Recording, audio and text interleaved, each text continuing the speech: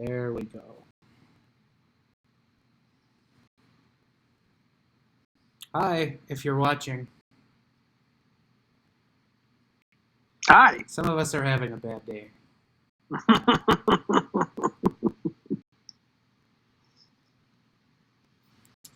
Um,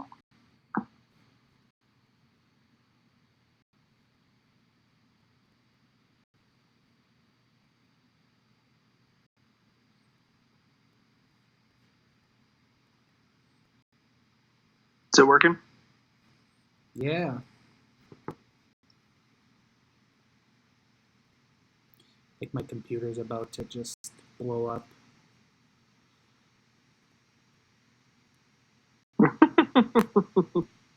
Yeah, we're on. Cool.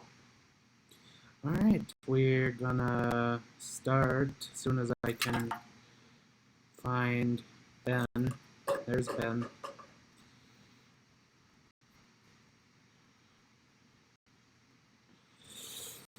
And yeah, if you're watching, welcome.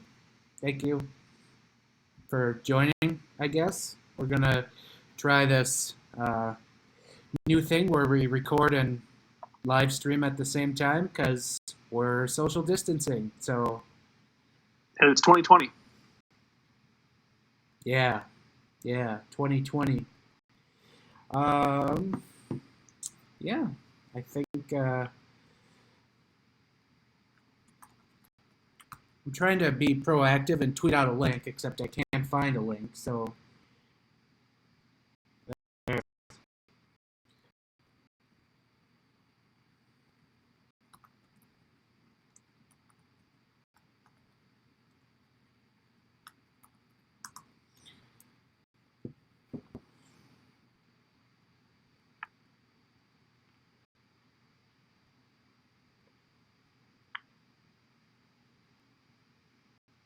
okay, there's nothing on your screen.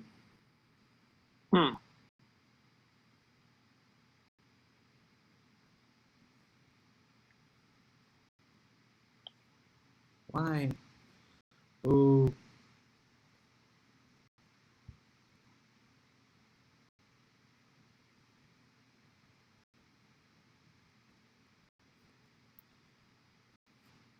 Okay. All right.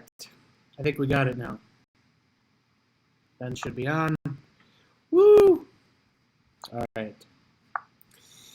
And here we go.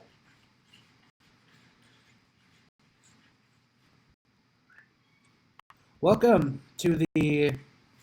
Oh, hang on. More technical difficulties. Life hates me. Okay, try again. Cannot record. Perfect. What? Cannot record. Why can't you record? Doesn't let me. That's not good.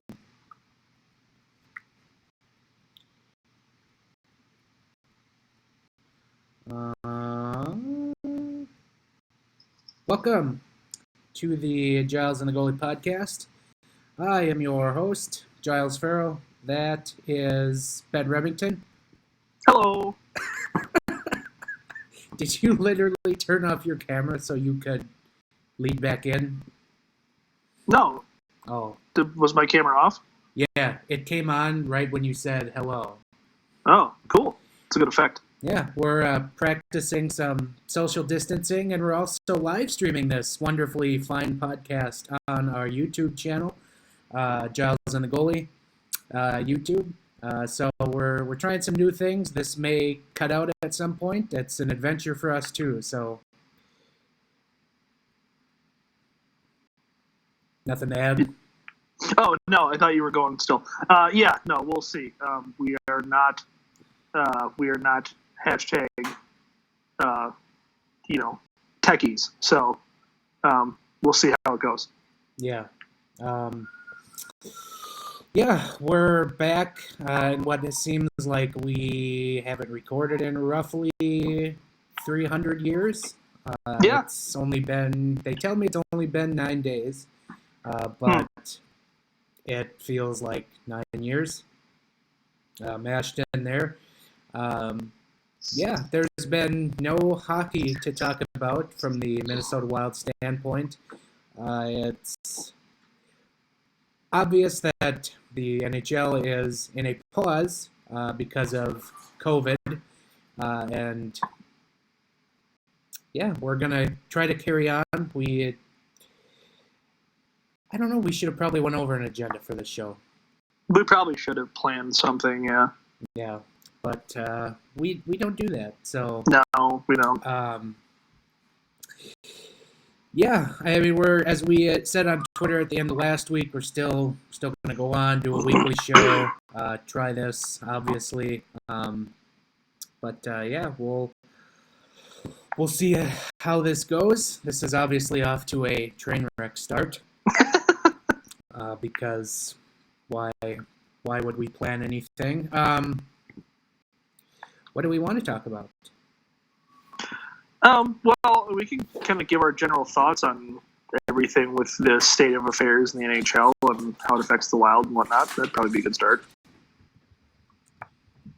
At some point in the episode, you'll probably see my cats because they're just on a holy terror right now. So they'll probably wander into our podcast. And if you hear something in the background, that is them. But yeah, it's been a rough go of it, I guess, since we've last recorded. Today was my first day of working from home.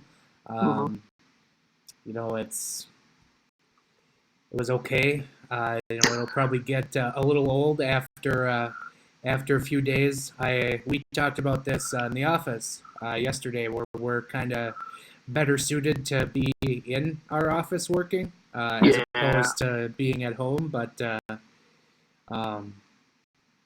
yeah, and life really came at us quick this week. That's for sure. Sports just went down. Everything went down, and you know, you don't really think of the reality of things until you have to start shoveling around things in your own life that are going on. Like my wedding had to be postponed for a few months, which you know, not great to do when you're basically, you know, in the final month of making plans. So be that as it may, and I don't know, there's a lot of stuff going on with this virus, and I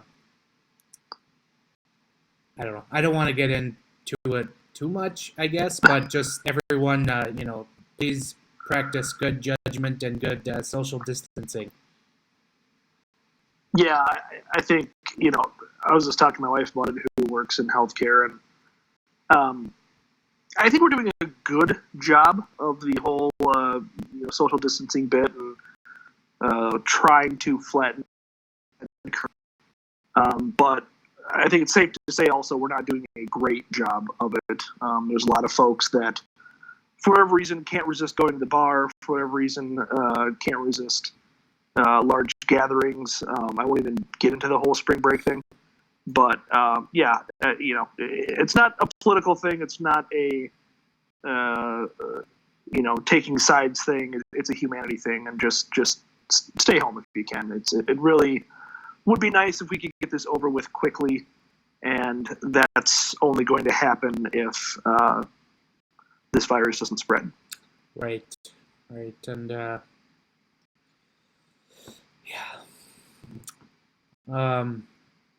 yeah,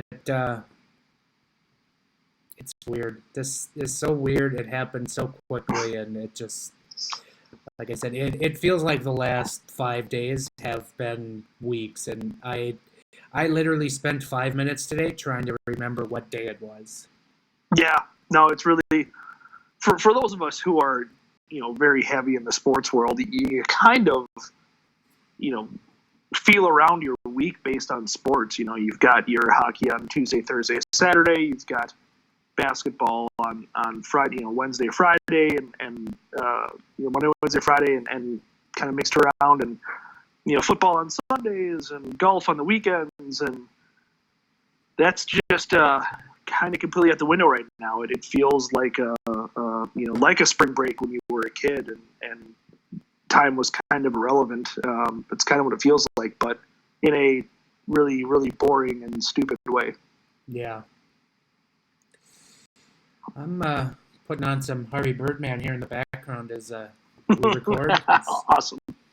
Well, that's fun, and it's been weird watching that here lately, and it's needed. It's really funny. It still holds up, and in this time you need some laughs. I think that's something I am probably guilty of on social media. I've been pretty down at this virus and having to kind of get shuttered inside and reschedule a wedding at the last minute has kind of run its toll on the old noggin. So having some times to laugh is key, and like I on my way to and from work, or now whenever I just drive or whatever, I have the Johnny Carson channel on the radio, because that's good for laughs. And I found it on Amazon Prime. They've got old episodes on there, so I'm kind of making my way through that. So yeah, Johnny Carson was just absolutely tremendous. It really, he was kind of the last of his era where, back when variety shows were really a thing, and he was a night show, which we still have, but it was a totally different vibe. It was something that was very different, and Leno and Letterman were all right, but it just feels like the late night show of Johnny Carson was kind of the end of an era. Letterman was good. Leno was not. I despise Jay Leno. So I have the exact opposite opinion. We could argue on that. Yeah. Remember last week when we agreed on that one thing, and or no, we disagreed. Sorry, we disagreed. Wasn't it Dean Evison? I don't remember. Oh yeah. Yep. Yeah, that was pretty mild, relatively speaking. That was like our first ever disagreement outside of food on this podcast. Right. Well, it's because all the other times we're both right. So right. Anybody who disagrees with us, therefore, is wrong. Right. So, is there anything Minnesota Wild related you want to get into? I mean, we don't really have much to go on, and well, I mean, the Wild sent down Matt Bartkowski. That's huge. Bart.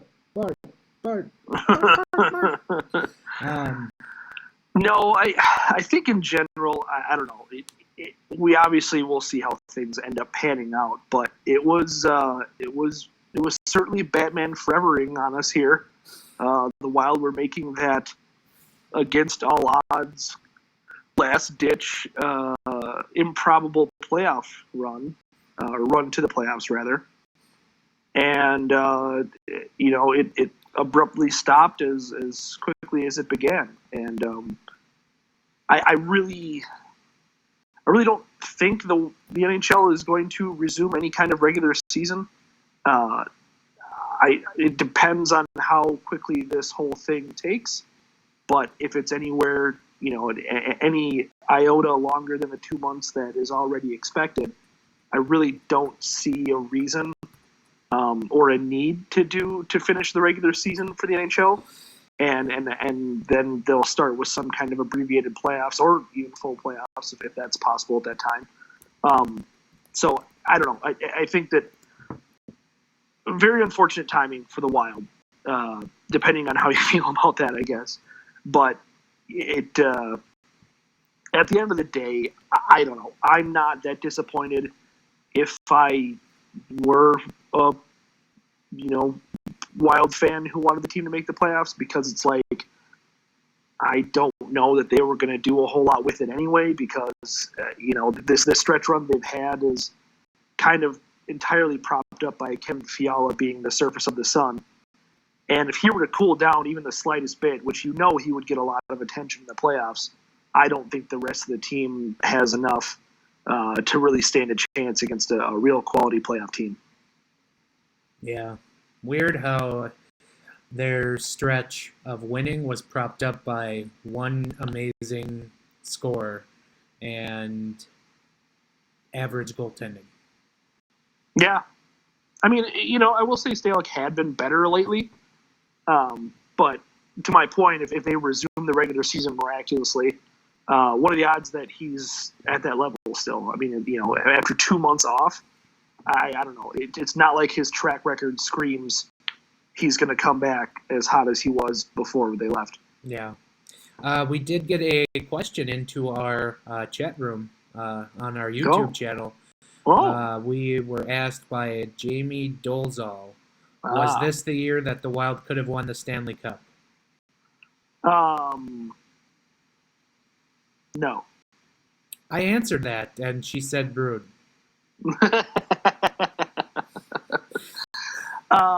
Yeah, I mean, there's a lot of folks that are of the mindset get in the playoffs and anything happens.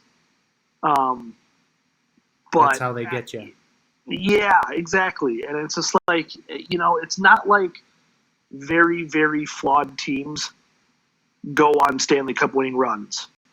And this is a very flawed team. Like, you're propped up by one player and a goaltender who's playing pretty well right now, but his NHL track record is really bad. So I don't know. It's not like that was the likeliest thing. And sure, people want to roll the dice. I get that. But, it's just like the odds were not in their favor. For those watching on the feed, this is Mauer. That's parked right in front of my face. Because I don't give them enough attention during the day. Thank you.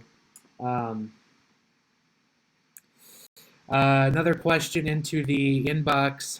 What team would you have predicted to win the Stanley Cup this year? It's a good question. And it's not, I don't think it's outside of the realm of possibility they do have a Stanley Cup playoffs this summer. But I think it's really hard to ignore what Tampa was doing. I think that they were very, very good. And obviously last season they were very, very good. We know how that ended. But I think the disappointment last year in the first round against Columbus, I think that was one of those learning experiences for the bulk of this Tampa Bay team. And I think that they, are still a very dangerous team and still had a lot of pieces to win. They were kind of my, my favorite as we were kind of making our way towards when the playoffs would start in here. So that's my thought. With 2 months, who freaking knows what's going to happen now? But had the season continued like it was, Tampa was playing at one hell of a clip. Yeah. Philadelphia had been sneakily good in the last 2 months. I'm not saying like they would win it all, but they were kind of like my dark horse odds pick to make a run for it. But I mean, I would have gotten behind the Knights. For sure. With that goaltending that they had, and it felt like they were finally, I shouldn't say finally hitting a stride, but they just probably would have been the good pick when you get guys like Stone and Pacioretty back off of injury. They weren't expected to play against the Wild in that game that got postponed, but right. Yeah, so I probably would have went if I was making some wagers, I probably would have went Knights because I think they were the odds favorite, and then I probably would have picked the Flyers as my dark horse. Hey, Money Puck was all over the Flyers. I don't know. That's true. What formula exactly they were using, but they literally had the Flyers as Stanley Cup favorites in their last projection model. So. Yeah, they were big on the Blues last year, if I remember right. Yeah. Yeah, I mean, and they're similarly big on the Wild. They had the Wild as very likely to make the playoffs, and before the season abruptly ended. So take that for what you will. Yeah. Um.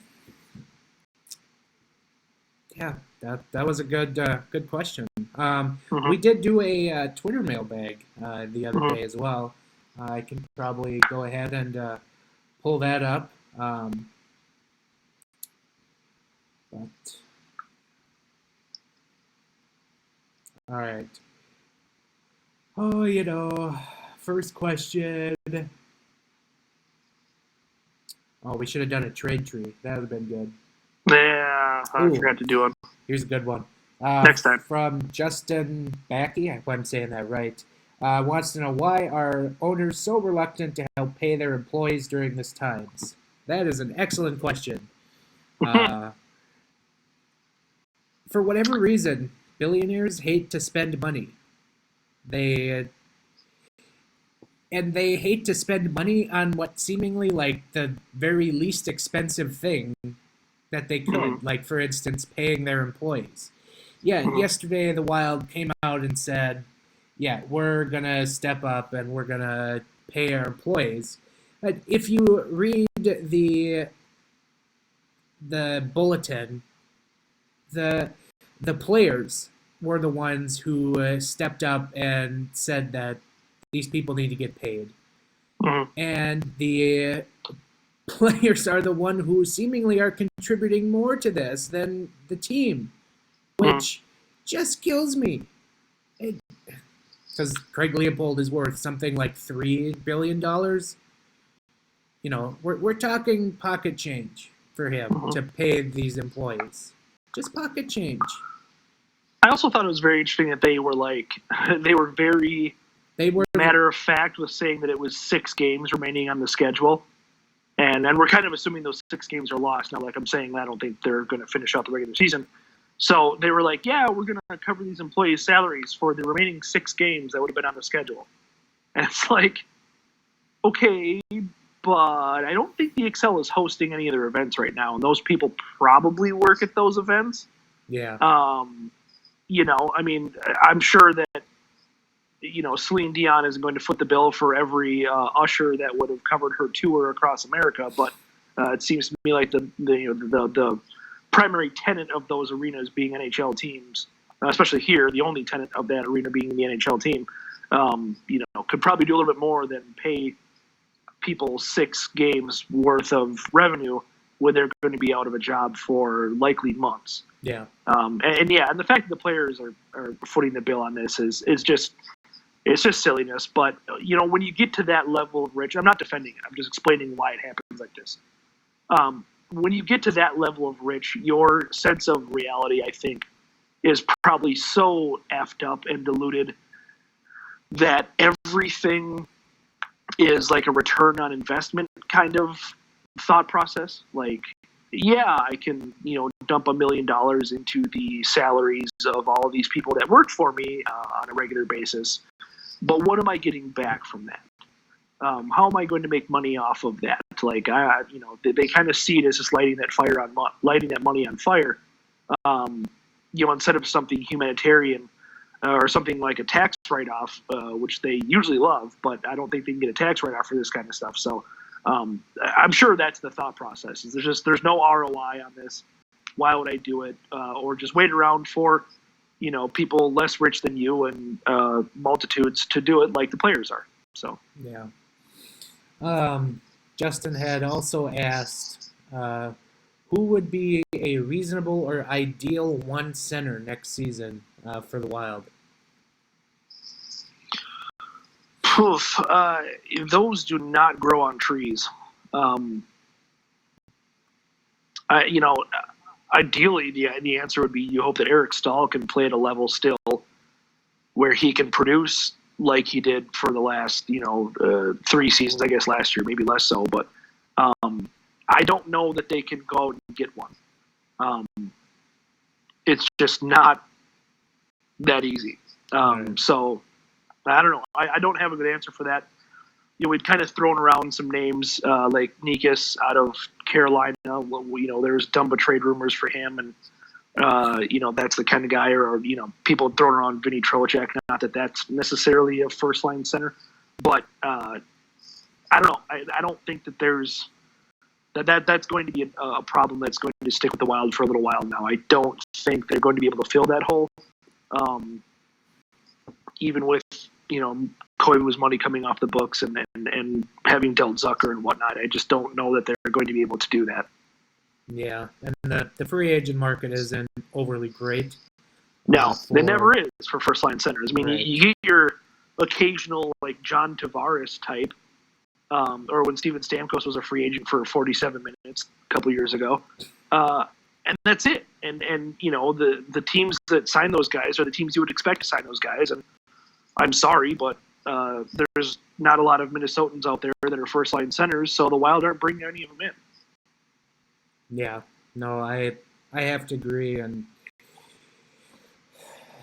I would like to take a swing on a Martin Nikas, and just see what happens. Seems he's got kind of a very high ceiling that he can hit, and I would be very in for taking that, but we'll see, I guess. Let's see, another question here. What is a reasonable expectation for Kirill Kaprizov in his rookie season? That is from Johnson in Wisconsin.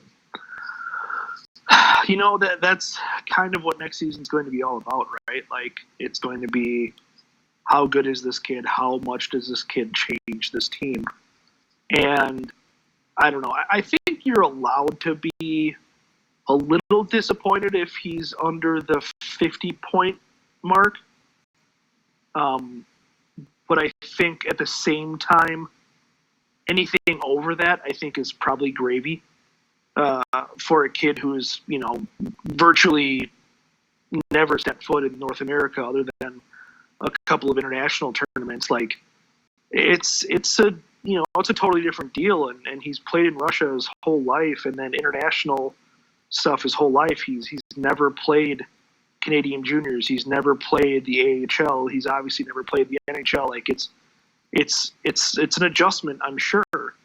And so Wild fans need to kind of plan for that a little bit. They need to kind of, not expect the world out of this kid. The Wild aren't going to win the division next year simply for the fact that Kirill Kaprizov is on the team. It's just very unfair expectations to put on him, I feel like. Could it happen? I mean, yeah, in the most insane dream upon dream scenario, sure. But I really think that you need to kind of manage your expectations a little bit on him and just kind of hope for, some flashes and maybe some production and just hope for the future. I would say... I'm just thinking. Probably, I'd say maybe 50 to 55 point season is a reasonable expectation. Mm-hmm. And he's outperformed some notable players who've played in the KHL and then come over to the NHL. So I have to believe that that's kind of should be what you should expect, and as you said, anything more is just gravy after that. But yeah, obviously, he'll probably be there'll probably be a little bit of an adjustment period for him. So don't fly off the handle in October, November if he struggles just a little bit out of the gate, because he will need a little bit of time and. We don't need those overreactionary think pieces in November. Is Kirill Kaprizov overrated? Mike Collin. Like it goes, your happiness is determined by your expectations minus reality. And you can only control one of those things, your expectations. So you need to lower your expectations if you hope to have any level of happiness together. I tell my wife this all the time. I mean, it's a simple formula. Yeah. Pete L has joined in our chat. It Oh, says, "Y'all are the suck." I wish I could disagree. I put him on timeout. It's tremendous. Yeah. Anyway, back to the mailbag because that just distracted me. Johnson also asks, "Who is your preference of UFA goalies this summer and why?" It's a good question. Um, you know, it's really hard to not like what Robin Lehner has done this year. Yeah. And you think with his, he doesn't have a awesome track record, but he's been pretty good the last couple of seasons. And you think that kind of stigma around him being a journeyman because he bounced around teams a little bit, you think that kind of brings his price down a little bit. So, he might be a guy that I would be interested in getting. I hesitate to say a guy like Braden Holtby or Corey Crawford because those are great names, right? But the level of performance, especially this season, especially for Holtby, he was great until this year. It kind of scares me a little bit because you're going to pay a lot for big name guys like that, and I just don't. They're obviously on the wrong side of 30, and I just don't. I don't know. That kind of scares me more than taking a chance on a guy like Lehner, who's been very good and isn't necessarily that marquee name that you're going to shell out a long term for. Honestly, the money is even less important than shelling out a long term for a goalie like that. You know who the Wild should absolutely take a flyer on, just for like maybe 1 or 2 years, is Anton Khudobin. Yeah, he's been very good. The guy was a Wild prospect at one point before he became kind of a journeyman. Yeah. But yeah, he was a 7th round draft pick in 2004 by the Minnesota Wild. Isn't that wild? How dare you? Didn't mean that on purpose, but yeah, it's weird how that works out. Goalies are just, as we're seeing with Devan Dubnyk, unfortunately, and kind of as we're seeing with Alex Stalock in the complete opposite way. Goalies are weird, and as I talked about last week, kind of referencing Dubnyk, the line between being a really, really, really good NHL goalie and being a really, really, really bad NHL goalie is very, very thin. And obviously, Khudobin has found something that works for him and is playing extremely well. So it's all a matter of just trying to catch that lightning in a bottle a little bit. Yeah. Anton Khudobin has a ridiculous 930 save percentage this year.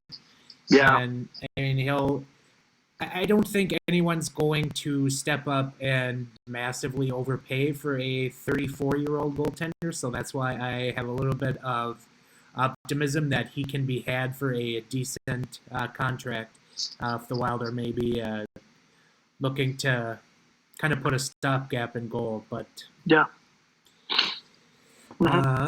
Next question is Morpheus from the Matrix wants to know, while we are quarantined, isolating ourselves, what's your favorite show to watch during this time? Anybody who knows me closely is probably having a good chuckle about that right now. I don't watch drama TV shows or movies because essentially my anxiety will not allow me to. So I just end up watching a lot of Food Network, which was not very different than before sports was canceled. So I don't know. I've tried to branch out a little bit. I've tried to watch more of the documentary type shows. I want to actually learn something, and since I can't really watch dramas, I want to get something out of the shows that I'm watching. Like when I watch food shows, I learn things. But there's a show called Engineering Disasters that's very fascinating. It's all about how the smallest miscalculation or the smallest overlooked detail with engineering, usually structural engineering, can cause literally disasters, and it's very fascinating. So that's one that I've been DVRing lately and watching, just trying to maybe learn a thing or two here or there. Yeah. I mean, right now I'm really big into Curb Your Enthusiasm. Sure. Watching that. Then I usually go with some old favorites like The Office, Parks and Rec, Star Trek: The Next Generation. I need to get going on Picard. That needs to happen here soon as well. I watched a couple episodes, but need to take care of the rest. So that's I've got some time. So make it happen. Make it so, Giles. I see what you did there. Another one from Morpheus from the Matrix. Did you hear about the potential 24-team playoff bracket if the season resumes? I guess the question is, what do we think about it? Did you see that? Yeah, no, I did. It was something that was actually kind of seriously considered, and I totally understand what they're doing because teams very much like the Wild are going to cry foul if they just start the playoffs right now based on points or even point percentage. Because we didn't get to play as many games, or we didn't get to finish out our schedule, and the schedule is balanced in a way where it's fair only at the end of the season.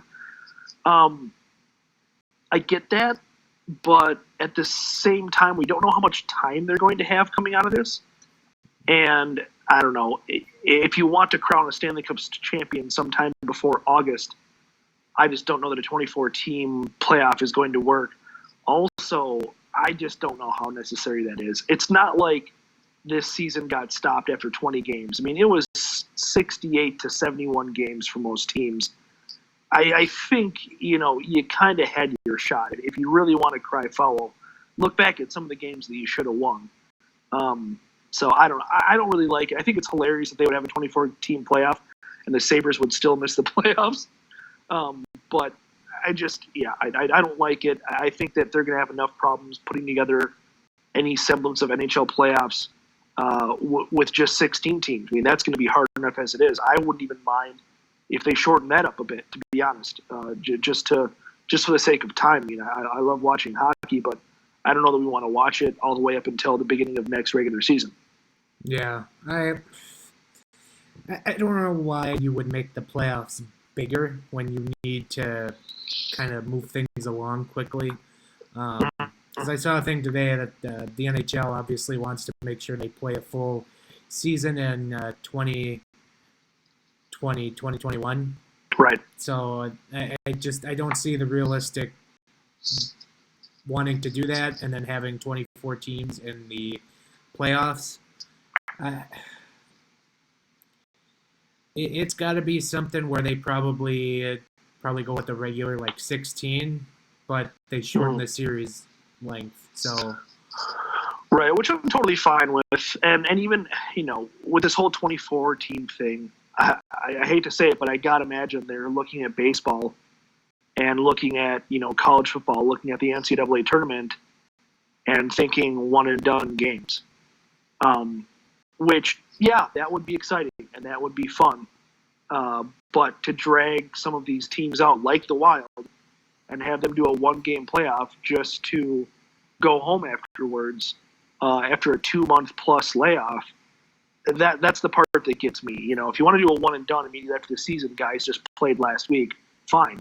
But you're going to drag, how many people, how many players, and all that staff, an entire plane load of people to play a after months off, amidst a viral outbreak, or at the tail end of it even. I don't know. I just don't see the need for it. Yeah. No, I'd agree. Then the last one from Morpheus. What is the thing you will miss the most if we have an apocalypse?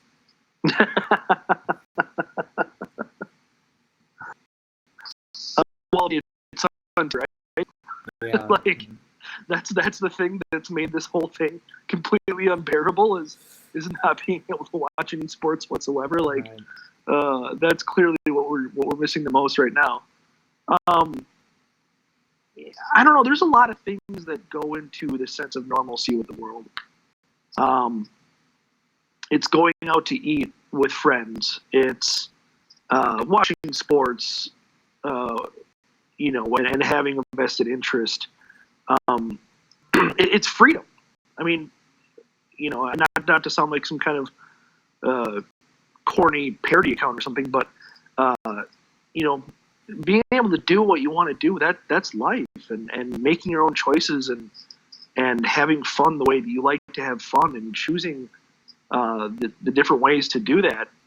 That's what life is all about. And so, yeah, having some of our freedom taken away from us right now, with no sports and limited entertainment other than the pre-recorded stuff that we're getting, and not being able to gather, it's tough. And so that's obviously something we're missing already, and that's really what life is all about.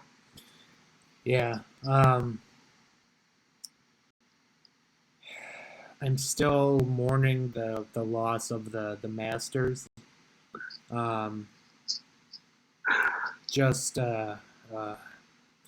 It's just like the rite of passage from feels like from winter to spring, and moving into the summertime events.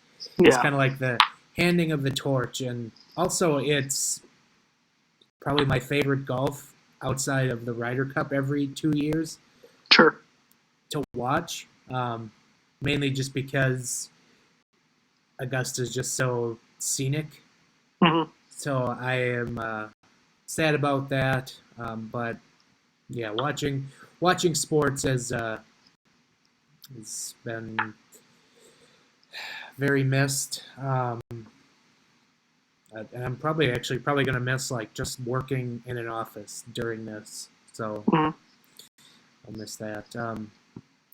Yeah, we have to play games on Twitch to fill our sports needs. So.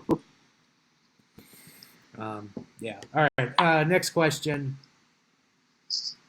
from Matt Rostolin. I think I said that. Hopefully, I said that right. Soucy will be a UFA this summer. How much do you think his contract should be? I don't know. Are you a Patreon to Evolving Hockey? Yes. That'd be a good place to look. I kind of estimated. I just guessed. I haven't looked at their contract projections yet here in the last couple days since they published, but I think Soucy probably would come in some kind of a bridge deal, 2 years for $750,000 cap hit per year. Yeah, he might get a shade more than that, but I don't think it's much. I think he's under $1 million, and I think 2 or 3 years. I'd be a little bit surprised at 3, honestly. So, yeah, I think that's what you're seeing out of Soucy. It's not like he's a super integral part. Don't get me wrong, he's played well, but it's not like he's integral to the point where he's going to get either a long deal or a lot of money. He's not really going to get either. So, yeah, I would agree with you there. I think under $1 million pretty easily, and probably only 2 years, 3 at the most. Yeah. If Soucy signs for a different team, do you still trade Brodin or Dumba? I think if it's, again, the right deal, there's no pressure to trade those guys. But it still has to be for the right deal. You don't need to panic trade either one. And I think the Soucy signing might be dependent on if they can somehow get rid of Greg Pateryn. I think that's kind of a little bit of a factor, but we'll see. Well, Pateryn's right-handed though, so I think if you're the Wild and you look at your defensive core going into next season, you're set. You've got 3 pairs, you've got 3 lefties, 3 righties. Is Brad Hunt under contract next year as well? I believe so. Okay, so 1 more year of him and 1 more year of Pateryn. I don't see the issue with that. I don't know why they need to make any changes. I'm with you. If somebody approaches you with a deal you can't turn down for Dumba or Brodin, then, I think about it. But otherwise, this defensive core is very good. It's a very, very much the strength of this team. I don't think you have to mess with it at all. I don't see any reason to. Yeah. Josh wants to know, how is social distancing going? It's frustrating. I mean, I'm practicing it now. It's frustrating. We're at this point. Yeah. We try to do our best at work. Luckily I've got an office, so that makes it a lot easier. And, my wife luckily has been sent to work from home now, so that helps. Yay. Yeah. But it's hard. It's really hard. And again, all the more reason to do a better job of it. And I think we could all do a better job of it. And hopefully this thing blows over quicker than we would even expect, which I know isn't likely, but let's try to be positive about it too. Yeah. Last question in the mailbag from Michael Brennan asks, what are your 2 to 3 of your favorite wing sauces / dry rub? This might base off of a question I dropped on Locked On Wild last week. They asked me the same thing on their episode. Would have been published for Monday. I'm a classic Buffalo guy. You and I both huge fans of the classic Buffalo, especially at Runyon's. Yep. So you throw a little blue cheese at that, and I am a happy camper. I still like, I don't like crazy hot. I do want some spice to my wings once in a while, but I'll get a classic Buffalo, and then I'll kind of split it with something a little bit on the milder side, like a garlic parmesan or a honey barbecue, or something with an interesting flavor, but not a lot of spice. Like the little tingle you get from the Buffalo. So what about you? Yeah. I mean, I'm big on Buffalo. And just barbecue or honey barbecue is always a good go-to. Mm-hmm. And I don't know. I like I'm with you basically. I like a little bit of spice, but I don't need like super hot wings. So yeah, I don't necessarily want to feel it like an hour after I eat. yeah. I do also like, in terms of like a dry rub, I love a good like Cajun dry rub. That's a good one. Yeah. Obviously I think there's places that do a really, really good job. If anyone's ever been to the D Spot in Oakdale, that's a good place. That is a tremendous place where they have a lot of options there, and they do a very good job with them. So if you want to get a little crazy with your wing sauces, that would definitely be the place I'd recommend to give some a shot. Yeah. Yeah, that was our mailbag that we did. Cool. Thank you to everyone for asking questions. We answer the questions. We tried. Yeah. I don't know. Any other thoughts, or should we just wrap it up? I don't know. Yeah, I don't really have anything else. We probably should have planned something else besides just being long-winded on the mailbag, huh? I mean, we've recorded for 45 minutes. I mean, what? Next week we can crack That's open a Jersey the debate. Tom Schreier special right there. Yeah. Plenty of time under the wire this week. Yeah, I think you're right. And getting the mailbag, obviously, immediately off of the pause, is probably a good thing. And then the same questions would just pop up again next week. So maybe we'll have to find something to actually talk about next week. Yeah, we'll do some ratings or something, some kind of power rankings. Maybe we'll just unwrap candy bars and shake pill bottles the whole time. There you go. It's a good podcast. Yeah, it's great stuff. Yeah. So, yeah, we'll be back next week. We'll probably try a similar setup because I'm guessing we'll still be in isolation. So we work on having the stream set up in an appropriate amount of time next week, and we'll try it again. Also, on Thursday evening at 7, I will be starting the weekly Minnesota Wild Twitch game. So Thursday at 7 p.m., you can go to twitch.tv/Giles Farrell and watch the Minnesota Wild play the Chicago Blackhawks. Last week's game against the Golden Knights was a blast. That was the Chad Graff fundraiser game that we had to impromptu set up because the game was canceled. I don't think we talked about this last week, but we didn't. I believe you set up the spreadsheet. I want to say on Tuesday last week. Yeah, I think so. I think it was pretty much immediately after we recorded. And I was actually kind of in the dark about it for the first day because I was busy with work stuff. But I'll say, because I know you're not going to blow your own horn, I understand, but I'm super proud of Wild Twitter on the whole. Obviously, what Chad went through was an unimaginable series of events with having a child and then having just recently had a kid.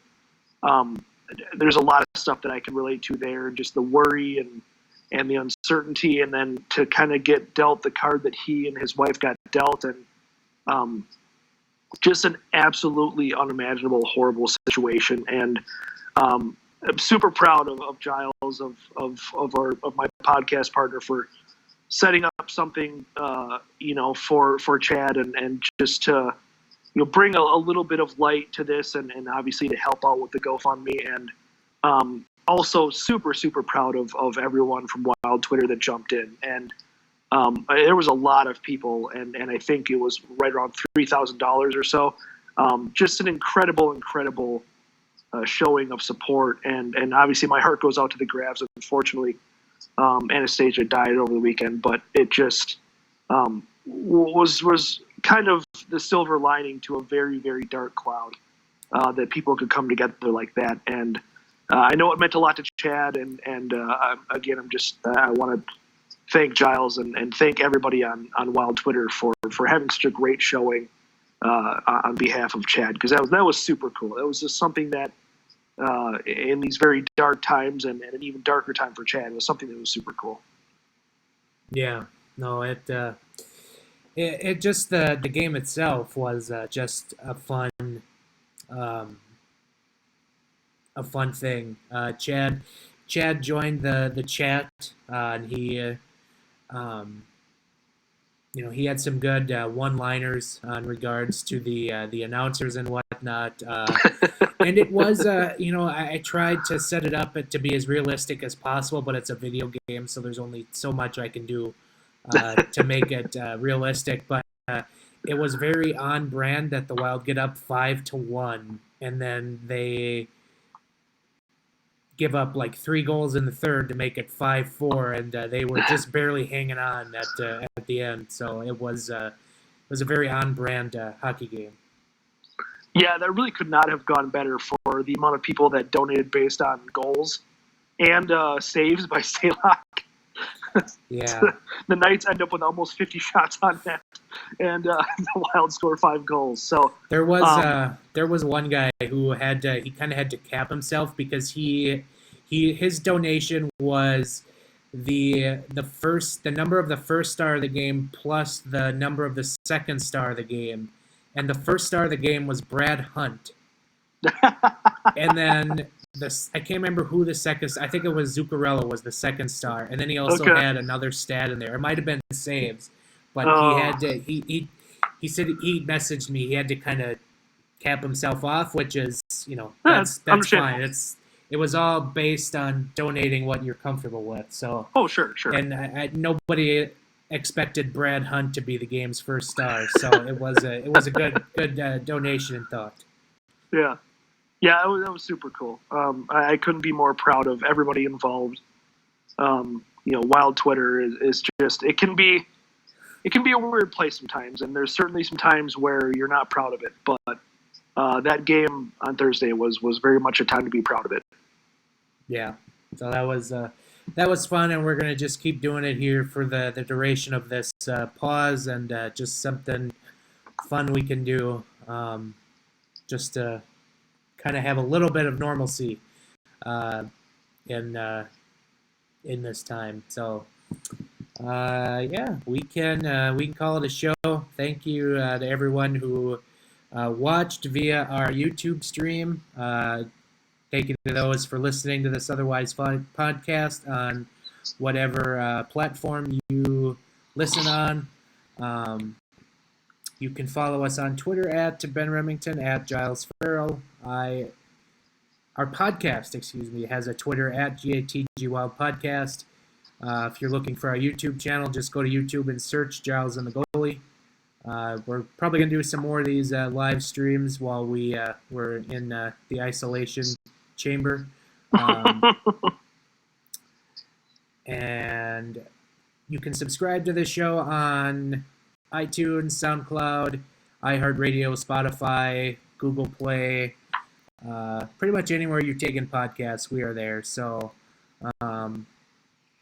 yeah. And we also write at Zone Coverage. I have to get the Wild Fan Infuriation bracket out tomorrow, Thursday. Ooh, exciting. You and I collaborated on that. So it's a good annual tradition. Tradition unlike any other, and it will not be stopped by the coronavirus. So yeah, that will do it for us, and we will talk to you again next week. Later. We are out. Cool. How do you think it looked on YouTube? I think it was okay. Yeah. Now I have to stop